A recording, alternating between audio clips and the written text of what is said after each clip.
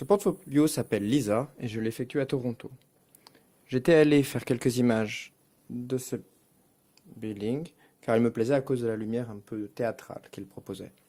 Et quand je me suis installé, il y a une femme qui est passée plusieurs fois devant ce bâtiment.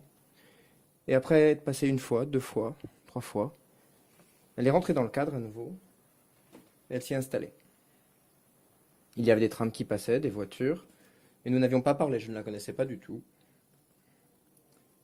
Et elle s'est littéralement posée. Et elle restait. Elle attendait que je change mon film, que je change l'objectif. Elle se mettait en scène d'une certaine manière devant mon appareil photo. Et à ce moment-là, nous n'avions toujours pas parlé.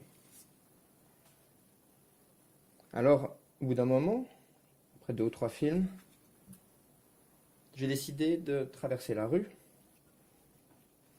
et de lui demander pourquoi, qui elle était. Elle m'a dit qu'elle venait d'un petit village entre l'Ontario et le Québec. Elle parlait français, elle parlait anglais aussi. Et qu'elle était venue à Toronto pour devenir modèle. Elle voulait travailler dans la mode, dans les journaux, faire des photos. Alors elle m'a dit que quand elle m'avait vu avec mon appareil, ça lui a rappelé pourquoi elle était là et pourquoi elle était venue à Toronto et le monde auquel elle n'avait pas accédé. Et elle m'a juste demandé de faire des photos d'elle, de continuer à faire des photos. Et elle a posé de la manière dont elle pensait qu'elle devait le faire. Moi, je ne l'ai pas dirigée, j'ai juste parfois changé d'angle, comme ici. Et j'ai été son témoin. J'ai photographié ce que elle voulait montrer, et de la manière dont elle voulait être.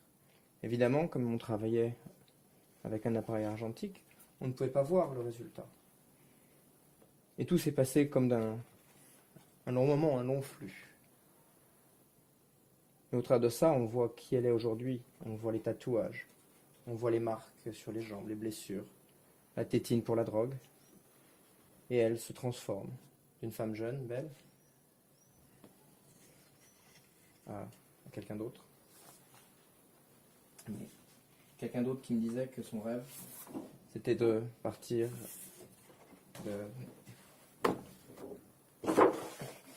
et de Toronto, et elle voulait aller à New Orleans. Et tout simplement, elle est partie. Je ne l'ai jamais revue, je n'ai pas de nouvelles. Je suis parti de mon côté, elle du sien.